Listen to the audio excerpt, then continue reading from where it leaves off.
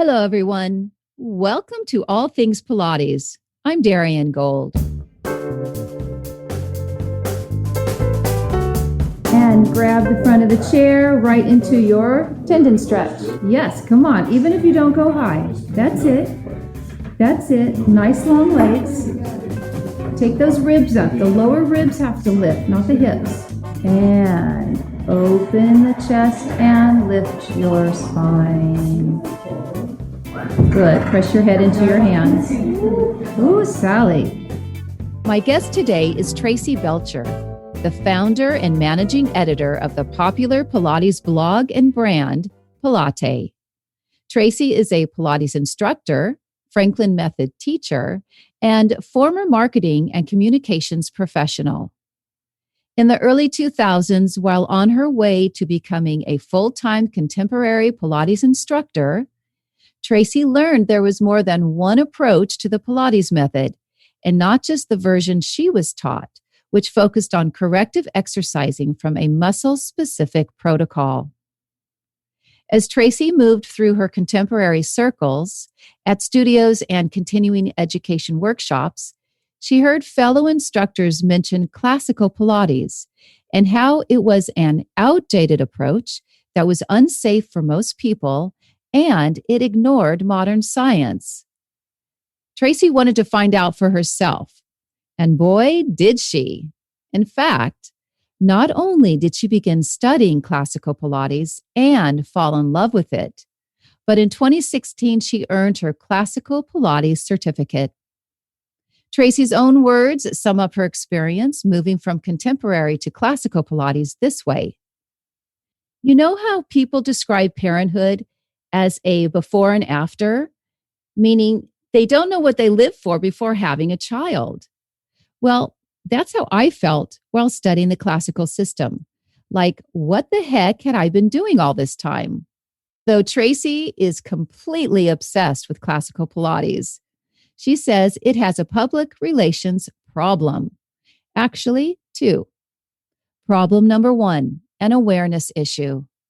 People do not understand what classical Pilates is and what makes it different from its contemporary sister. Problem number two, an image issue. There is a perception of elitism and exclusivity.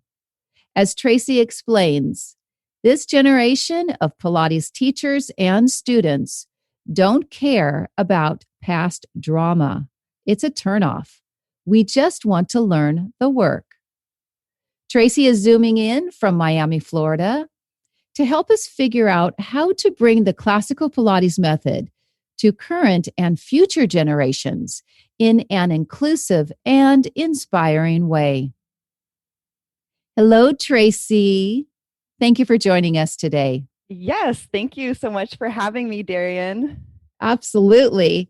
We have our work cut out for us, don't we? We do. Lots to talk about, but it's an exciting topic. I love Pilates, so anytime I have an opportunity to talk about this stuff, it's a fun thing to do.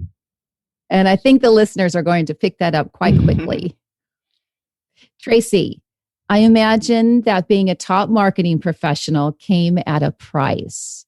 How did you handle the daily stress? Yeah, I was working in a very fast-paced environment, a lot going on, a lot of deadlines. I started at a PR agency where I was running accounts, maybe like anywhere from 7 to 10 accounts at once. Each account had, different team members to manage, lots of deadlines. And it was a lot to deal with. And I would try exercising and I just never really found anything that I loved. Nothing really stuck. I tried kickboxing and running and, just different things. And I would do it for a little bit, but then kind of lose interest. And that was until I think I found Pilates first. I did a mat class and I didn't love it. Yeah, I know. I remembered that recently. I thought my first experience was actually a reformer class, but it was a mat class. I didn't love it. But then I got an email, like one of those marketing emails, and it was an intro offer for a reformer studio. And the second that I laid down on the reformer, I was like in love, like I was hooked. I think at that point in my life, it just fit my lifestyle so well. I was able, I worked the regular 9 to 6, but then with events on top of that, I was working really late nights, lots of cocktail parties and that kind of a thing. And so I'd have to work out in the morning, but I was so tired. And it was just a nice way to ease into the day without that kind of running and jumping and burpees and all of this stuff that like I don't want to be doing at 6 a.m. I think that was one thing about Pilates that really hooked me, was that it worked with my lifestyle. The second thing was that I loved how smart it was. I loved how it made me think.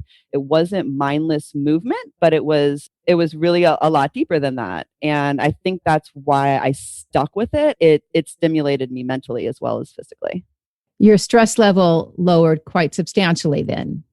Yes. Yes. So, yeah, I mean, exercise is so important for that. I think that's one of the most important parts about exercise is how it helps you mentally, really. Even more so than, it's great to have a tight butt, but, a sound mind is priceless. So, yeah, it helped me a lot.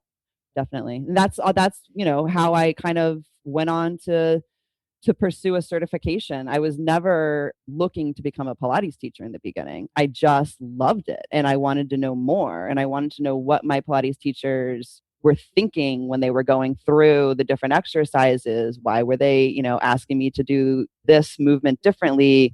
What was behind it all? I was just curious.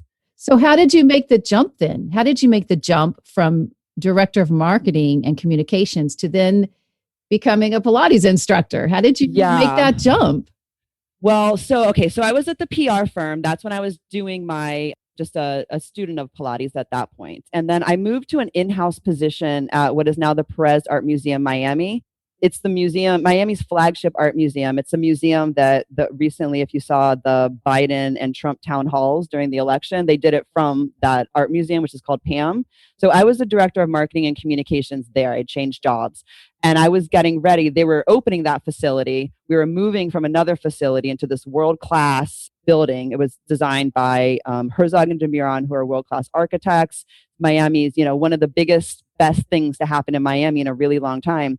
There was a lot of exciting stuff going on. I handled everything in the marketing department and communications department for that, from the new website, the ad campaign, the entire social media campaign, the community relations campaign. I mean, everything, media, bringing all the different arts writers from all over the world to come check out the museum, architect writers, everything. So there was a lot going on.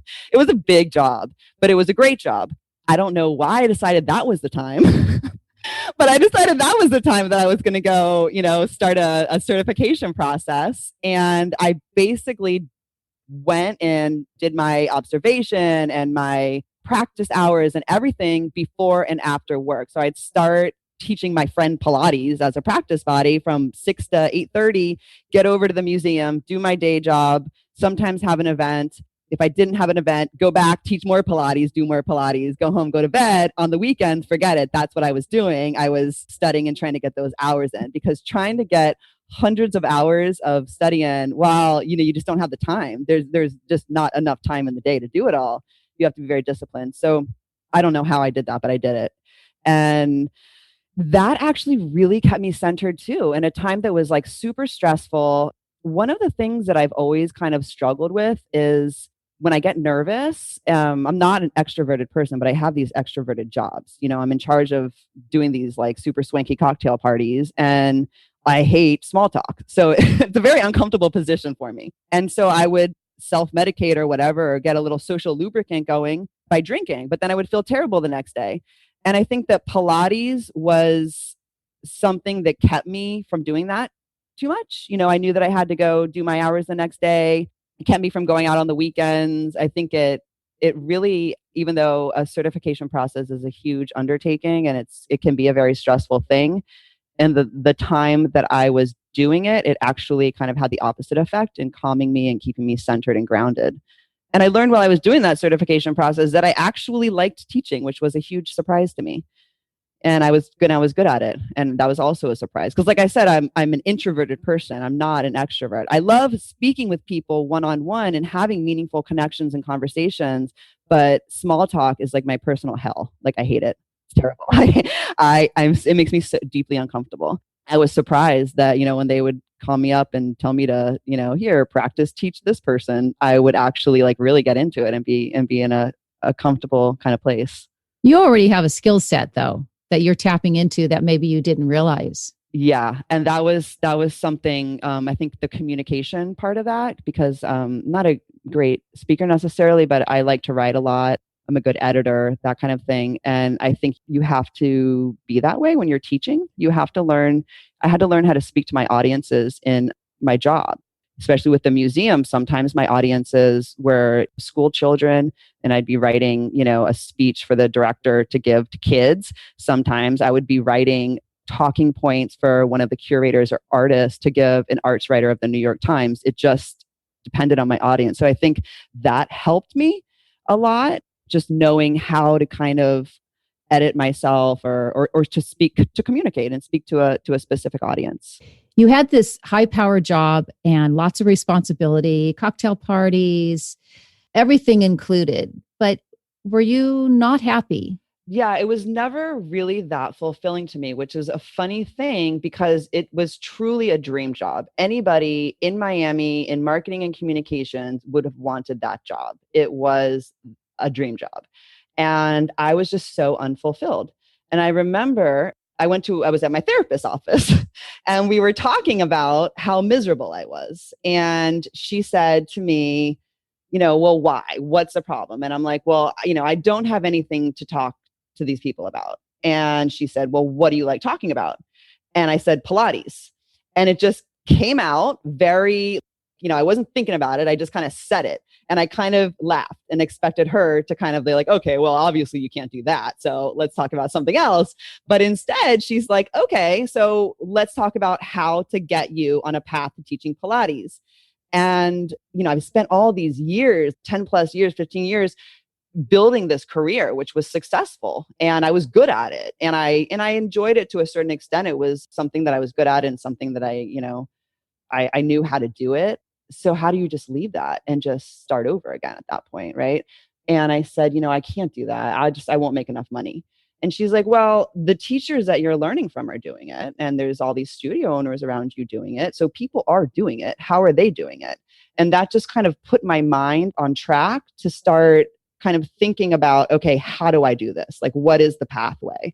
And the way that I kind of made the transition was very gradual. I started after I got my first certification, I started teaching 2 hours before work. Then that turned into, they offered me a job and I was kind of like, oh, well, I guess, I'll do like 1 or 2 hours a week. And then of course, a couple months later, that turned into 4 hours a week. A month later, that turned into 8 hours a week. And it just kept going and going and going until I was actually working like 20 hours a week. I was going before and after. I was going in late on Fridays. I don't know how I pulled that off, but I somehow pulled off 2 reformer classes in the morning and then going in late on Friday. I think by that point I had checked out. And then I was teaching on the weekends. So kind of built my schedule. And I remember I invited a woman who was a boss, but also a friend and a teacher to come to the museum and kind of talk me through it. And we sat down at the restaurant there at the museum and I just told her, like, this is what I'm thinking. My mind, I'm here at the museum, but my mind is teaching Pilates. Like, I want to make this jump. And I know you have done it before. How did you do it?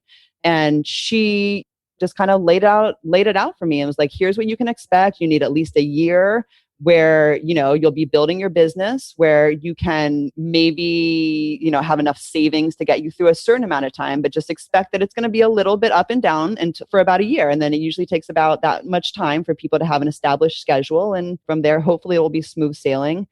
I had already put in my time as far as the non-ideal working hours.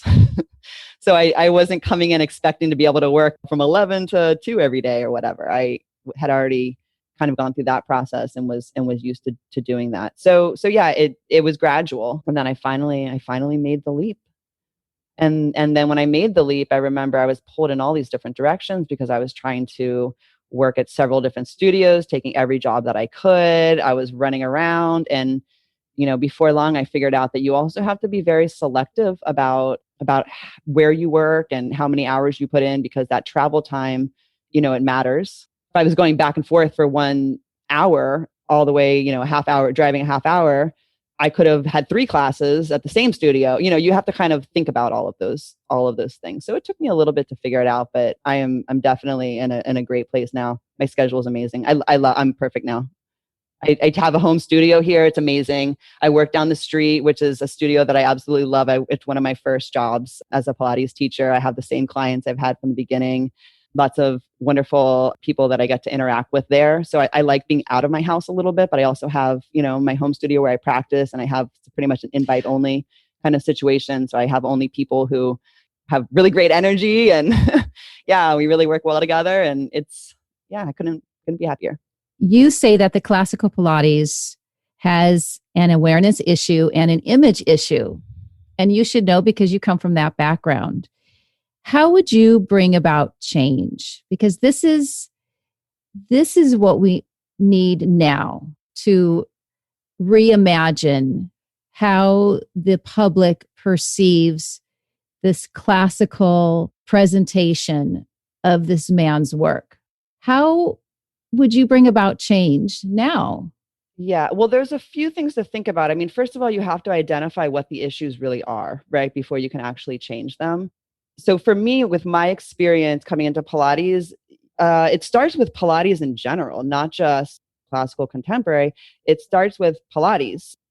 People don't know what it is. They think it's just for girls. Only skinny people can do it. It's not really a workout. They're surprised to find out that Joseph Pilates was a boxer and not a ballerina. There's a lot of misconceptions about Pilates as a whole out there. Still, which is unbelievable. Yeah. Yeah. One of my first jobs was at a health club, a really high-end health club, and they gave every one of their members a complimentary Pilates session.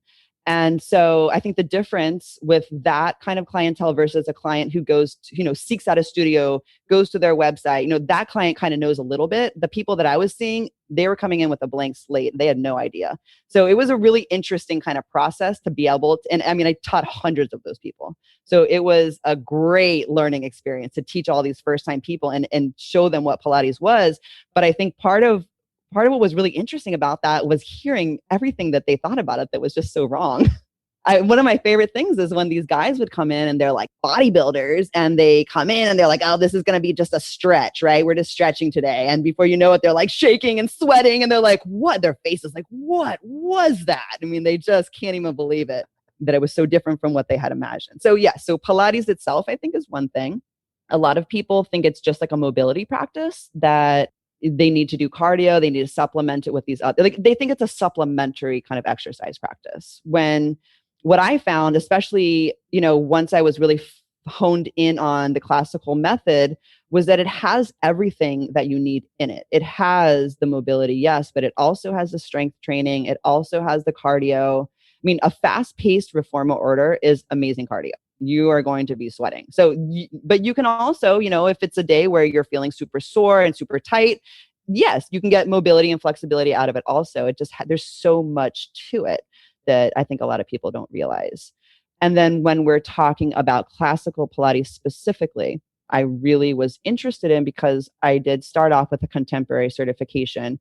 My certification process, the contemporary certification process, was amazing. It was a great, great learning experience. And it was a great kind of base for what I learned through my classical certification, which is, I'm obviously focused on classical now, but I think it was nice. I think it was helpful for me to kind of be able to see it both ways and to kind of understand what both of these different ways, how their approach was different and how it worked. So when I started getting into this classical world, I think what kind of drove me there in a way was hearing people say things like it's dangerous and not everyone can do it. When I started actually learning classical, they were dead wrong. I have clients in my 20s and I have clients who are in their 90s, and they can all do the classical work. Everybody can do it. So I think that was one of the misunderstandings and misconceptions that I came across a lot. A lot of people think it's just the same boring order. They think we're just doing the same thing over and over again all day. I've never feel like I have taken the same class twice. I feel like you learn to work so deep and push yourself to the max that you're always making new discoveries in the classical method. I feel very mentally stimulated and challenged from it. So I think that's, another kind of misconception to deal with. And then also the big one that really drives me nuts is when people say classical Pilates doesn't take into account modern science. So it's just not true, because a lot of the mentors that I've had and the teachers who I've worked with have been physical therapists. They're graduates of exercise science programs. They do think about the body, how it works, functional movement, but they still teach Pilates to the whole body, which is why it works so well. PT and Pilates are two different things. And just because we're teaching to the whole body, because we're teaching classical Pilates, doesn't mean that we are ignoring modern science. That's just, that people who say that just don't know what they're talking about. That's not been my experience. So, those are just some of the things that, as far as misconceptions about what is all of this, those are kind of the most common things that I come across. It sounds like education. How can we bring about change? It's what you're saying, all of that is to educate people who don't know, and to educate them in a way that, as I said in the opening, that's inclusive, inspiring, get people's curiosity heightened. Yeah.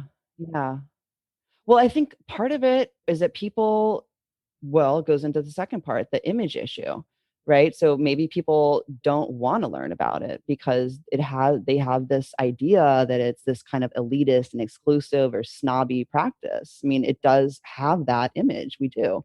And it's not true everywhere by any means. I wouldn't be doing Pilates still if that were the case. That's not an environment that I like to be in, but it is a thing. I think that there's different ways to kind of approach that. The issues I see in classical Pilates are a lot like the issues I dealt with in the art world. So like when I was working at the museum in the art world, I was dealing with intellectuals and artists who wanted their work to be taken seriously. And they were very protective of preserving the integrity of their art, understandably. And that manifested into an elitist culture. So the challenge then becomes, how do you make this more accessible without dumbing it down or changing the meaning of the work, right? So sound familiar? Very much. It's very similar to what we're dealing with in Pilates, because we don't want our work watered down and we want to preserve the meaning. The history is important, but we need to be welcome and opening. We need to get rid of this elitist, this whole that's not Pilates kind of a thing. When we do that, when we speak about Pilates as if our training is better than the person next to us is training, and oh, well, that teacher, they don't know because they didn't go through this certification. Like when we talk that way about our colleagues and about Pilates, it turns people off. And it has we want everybody to do classical, right? We love it. We want to share it. We want everybody to do it. But when we treat it as if it's this exclusive kind of club, it's counterproductive for what our ultimate goal is, which is sharing the practice with as many people as possible. So, I think when we talk about what do we do, the first thing we need to do is look at ourselves and think about how are we kind of perpetuating that stereotype. There's a couple different ways, I think. Like, first and most importantly, I would say we have to create accessible environments where people feel comfortable and safe. So, this is something that I did in the museum a lot. Community relations was one of my kind of specialties, and I focused on this a lot. So, for instance, when an artist is coming to the museum, let's say we have a Haitian artist coming to the museum, we want to invite the Haitian community in Miami to come to the museum. So how do you do that? You don't just say, oh, well, we have a Haitian artist, so they should come. No, you go into the community. We would, seek out who are the community leaders who can kind of help us get the word out. What are some of the community organizations we can reach out to? Go to the Little Haiti Cultural Center, leave some stuff there, maybe have a program there for them. You got to get out there. You've got to you got to go out into the community and invite people in. You can't just expect them because you say you have a men's class, for instance, expect men to come. You actually go out and you invite them in. So I think that's one of the big things that we need to do to get more people and more different types of people, right, to come in and to enjoy Pilates and learn what it's all about and feel comfortable in our studios. And it's more challenging now because of COVID. And the conversation, for the most part, is going to be like we are doing right now through Zoom or other platforms. Not all studios are open, and I think many studios are now going to go into lockdown around the I heard that globe. latter. Hmm. Yeah, second wave now. I know, terrible. But we can keep talking and we can keep sharing and we can keep encouraging. And for me, I think one of the most important qualities that we as educators need to have is to stimulate curiosity so that people, like you're saying, will reach out because they want to know more. They want to know, what is this type of conditioning that has been put in a very negative light. Yeah. So so that kind of brings me on to the next tactic. And these are just kind of like really like general things that I'm thinking about now.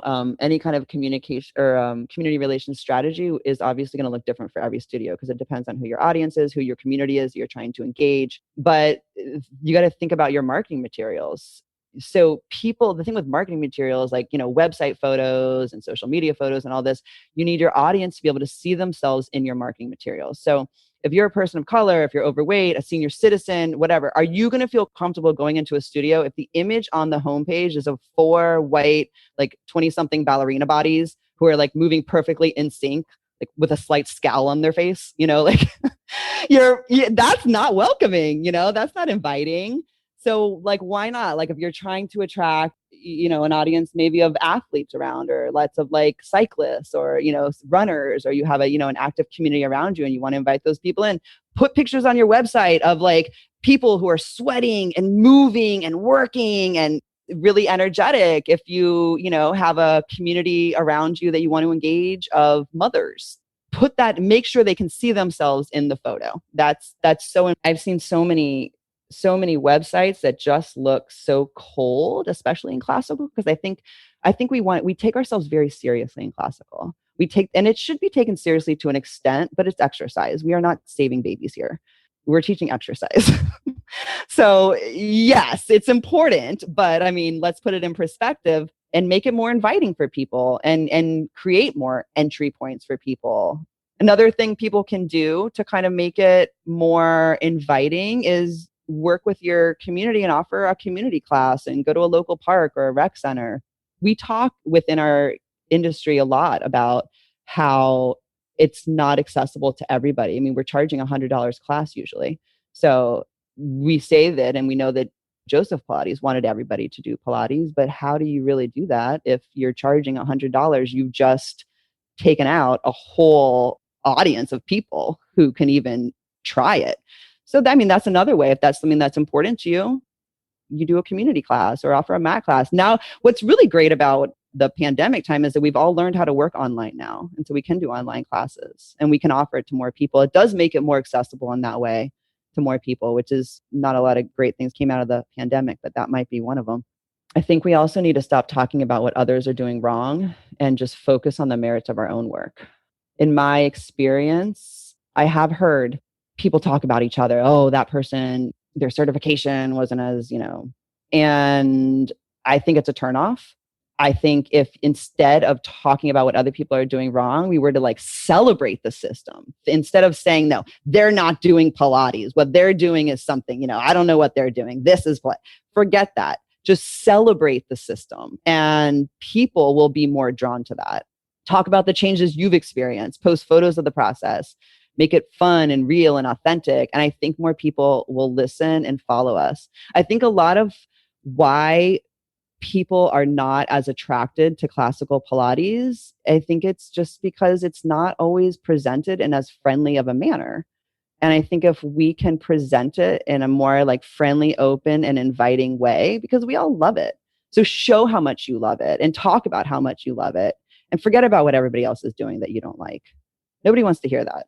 Nobody wants to hear you complain about the person next to you. Thank you, Tracy.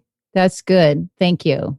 I think another important thing to think about is that we need to be really confident. We need to be confident enough in ourselves to stop caring so much what our colleagues think about us. And we need to start thinking about how we want to be perceived by the general public. So what I mean by that is don't seek to just replicate your mentor or teacher. You have to kind of take the good with the bad in every situation. And I've been guilty of this along the way where I catch myself saying something and I'm like, wait a minute, I didn't like when my teacher said that to me. Why did I just say that? And I have to stop myself and be like, okay, Tracy, you're drinking too much Kool-Aid, put it down. Who is it when you started off this journey? Who did you want to be? What kind of a teacher did you want to be? And get back to that. So I think sometimes what comes off as endearing when one person does it in a certain time period can come off as snobby and elitist when we replicate that behavior today. We're in a completely different place today than we were even 5 years ago, let alone 10 years ago or 20 years ago. You got to think about the current climate and what people are looking for. And we don't want division and fighting and all of this. Pilates is our escape from all of that. The world has enough of that right now. Tracy, let me move forward into another question because it dovetails a little bit of what you're just saying. Sure. What do you think is the most important quality a Pilates teacher should possess? I'm inspired by so many different qualities in teachers, but in my opinion, the best teachers are students. So the teachers who have made the biggest impact on my journey have always been ones who are actively learning and exploring the method themselves. I think as teachers, we feel sometimes like we need to have all the answers, like we can't say, I don't know. But for me, the teachers who have been able to say, I don't know the answer to that question. What do you think? Let's look at that. Let's have a dialogue. I think those have had the biggest impact on my journey. I was curious about classical Pilates because after my contemporary training, I would go to workshops and speak with instructors and hear these things about Pilates, classical Pilates being outdated and unsafe, isn't functional, ignores modern science. But then I would actually see people who were doing classical Pilates and they looked like they were doing very well and their clients were doing well. I was curious. I needed to see for myself, started to explore the classical method, and I was approaching it with a certain level of self-confidence in my own teaching already. Let me go back to the quality of a teacher. Would you say confidence is one of them? Definitely confidence, but also being humble at the same time. I mean, you have to kind of have a balance of both. So there were times when I would ask questions in classical environments, and it almost felt like I was challenging the presenter.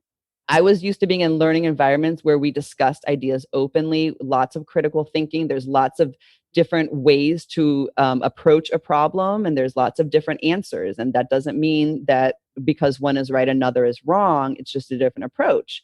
In some of the classical environments I was in, a lot of different situations with mentors and teachers, I think some of them felt like they couldn't say that. They couldn't say, I don't know. Or maybe they had never asked their teacher or were afraid to ask their teacher. So yes, confidence is important, but not any more important than being humble. I remember I went to a yoga class once and it was a workshop and the instructor just said, look, I'm here with you guys. We're all in this together. I'm learning right along you. Like, let's do this. I'm facilitating this, but I'm a student here too. And that was one of the best experiences that I've had. It wasn't somebody sitting up in front of the group saying, because I said so. It was somebody saying, let's figure it out together. So for me, that's what worked. Yes, confidence enough. Confidence in the way, not that you are confident you know all the answers, but confident enough to say, I don't know, or that's a really good question. We should look into that more and talk about that. Agreed. And encouraging people to ask questions. Yeah, I think that's important. Hi, my name is Diane, and I've been practicing Pilates for 10 months. Before I started Pilates, my hips used to hurt, and my doctor said it's just to be expected. I'm 56 years old, and my doctor, who's about a decade older, said that happened to her and she had to have hip replacements. But after 3 or 4 months of doing Pilates, the hip pain completely went away, and it's just been gone. And now, back to all things Pilates with Darian Gold. Tracy, you have a website called Pilatay. Tell us about it. I do. So Pilatay.com is a blog and a brand. And then I also have my kind of community interacts through Instagram primarily. I do have a Facebook also, but I tend to steer away from Facebook these days. Sounds like we all are. Yeah, probably a good thing.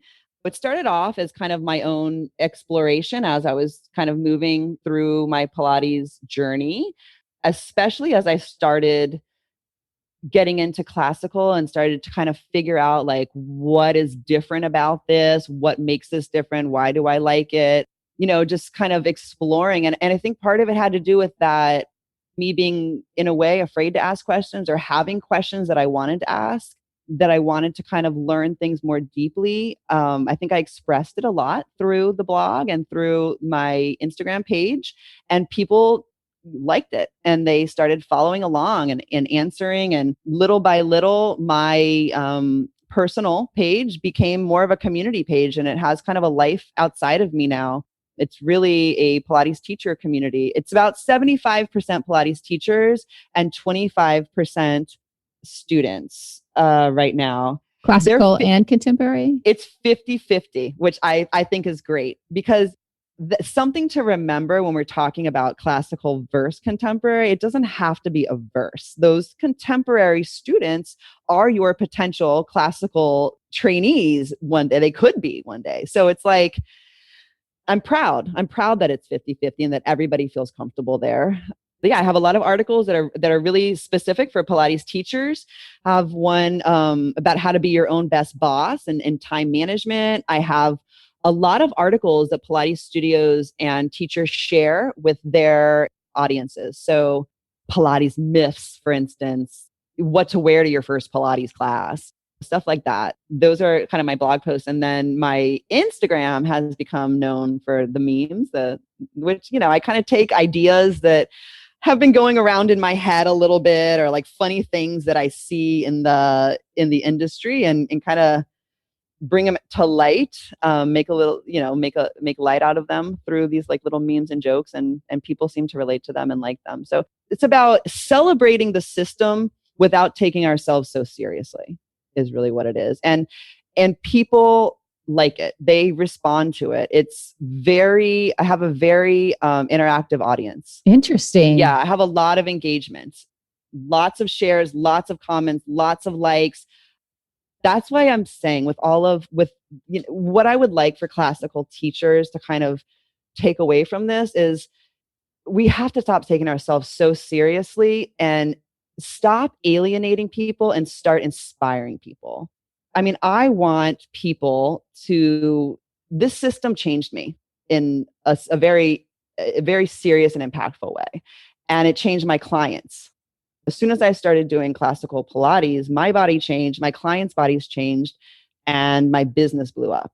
And it's so special to me that I want people to try it. I don't want them to be dissuaded or have a negative feeling about it. I want them to see it in all of its glory that, you and I feel about it. So I think people should go to Pilates, go on the Instagram and kind of see how we're approaching it and some of the topics that we're talking about. And I don't know, maybe it'll inspire you a little bit to, I don't know, think outside the box a little. You have readership that also make comments under each blog posting. It's more like my interactive community is more on Instagram.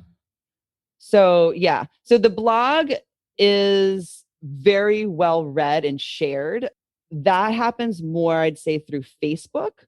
So yes, on the blogs where there are comments, it happens more on my social media side than on the actual blog itself. They share it from there to their social networks, which I think is better because it has more reach that way. When you share online, you're reaching more people than just people coming to the website itself. How did you get the name? Pilatay. Well, my nickname growing up was Tay, Tay. My name's Tracy, so Tay. So it was just like a cute little thing. And then along the way, kind of turned into my brand name, Pilatay. Yeah, it just kind of stuck. I don't know. I like it. I'm glad. What's your tagline? Because small muscles need love too. Right now, I mean, I have a couple different taglines that I have. Pilates, there will be sweat was one. I mean, I got a bunch of different little taglines, but the one that stuck was because small muscles need love too. So for current and future generations, you are speaking to them now. You want them to feel included in trying classical Pilates if they have been introduced to a contemporary version? Mm-hmm. Mm-hmm. Yeah. So, well, first of all, I loved my contemporary program as well. And I learned a lot from that. But it's like what stuck for me and what changed me for myself was the classical.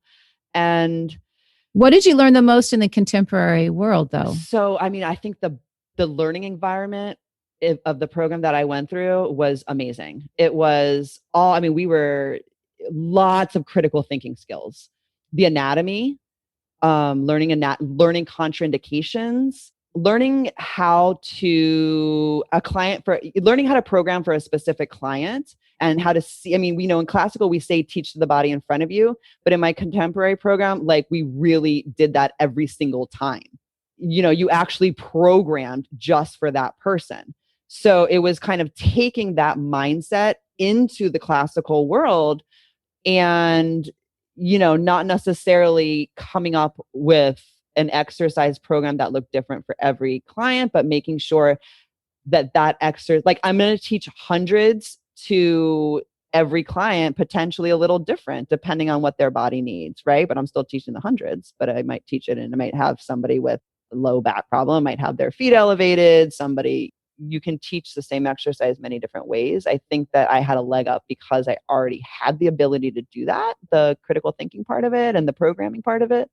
But I think the learning environment, it was a good one. I had a great experience, and then I went from the contemporary program to Franklin method, which was a whole other thing of like learning how the body actually moves and how the bones, like the rhythm of the bones, and how can you use that to your advantage to get more movement and more healthy movement and imagery and all this stuff. And then from there, I went on to classical. I came into classical with already a lot of things that I was kind of thinking about. And those two disciplines have influenced your classical teaching? Oh yeah, definitely. And that's, another thing I think about this whole classical contemporary thing. Like, who cares? Like everybody is on their own path. Everybody is on their own journey. Who are we to say, or who am I to say the person next to me's journey isn't as relevant as mine or as worthy? Yeah, because look how I found classical through contemporary. I was in a reformer class. On, reformers that would not be considered real reformers in some circles. And I fell in love with Pilates and I got a certification, and that pathway that I took led me to classical. Here I am. But do I think that the person next to me in an Allegro group reformer class is any less worthy than I am? No, that's their journey. I'll tell you the moment that I realized that. So I had started my classical certification and I drank the Kool-Aid. I was like all in, and I had a whole contemporary studio at my house, but I was like, I got to get rid of this stuff. I need the classical stuff. So this woman, and I'm like full all in. So this woman comes to buy my equipment, and she's so excited. And she's like, oh my gosh, I finally get to have a ladder barrel in my house. And her husband was there like, do you think we can fit the chair? Do you think we can fit the chair in our home gym? And they're like, oh, I'm just so excited. They're so excited. And then she tells me, oh yeah, because I do classes at, and it was like a franchise. She was doing classes at a franchise. And you know how Pilates people love to hate franchises. And I remember thinking like, wow, that is really special. Like she is so excited. Her eyes were lighting up. It was just this really cool moment. And it just kind of disarmed me, where I was like, who am I to judge or belittle this awesome experience this person is having because it's not real enough or good enough or classical enough? Like in that way, I don't think classical versus contemporary matters so much. And I think that if we're nice to each other.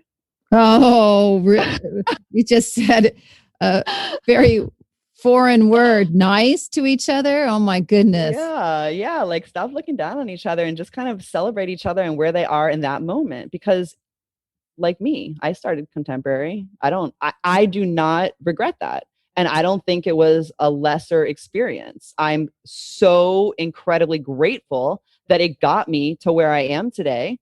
And I mean, like I said, it is a before and after for me. It's like when you find your life partner kind of a thing. You're like, well, none of those boyfriends before ever mattered because this is the person I want to be with the rest of my life. Those boyfriends still had, I had great experiences. Like, I'm sure they'll make a great husband to somebody else.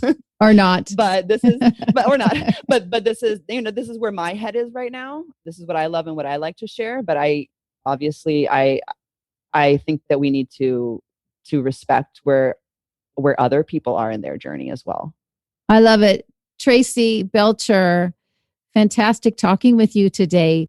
You have so much to share, so much passion about the classical work and Pilates in general. And you have this wonderful platform to do it both on the website, your Facebook page, and Instagram. And people can follow you by... On Instagram, they'll go to @Pilatay. On the website is pilatay.com. And then Facebook is just /Pilatay. Thank you for your time today, Tracy. Thank you so much. It was fun. Hey, everyone. Are you a student that began your Pilates journey with a contemporary teacher and then decided to change to a classical teacher? If so, please leave us a message about your thoughts on your experience with the two different approaches. If we like it, we'll use your words in an upcoming episode.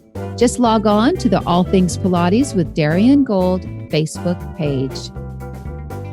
All Things Pilates is produced and hosted by me, Darian Gold.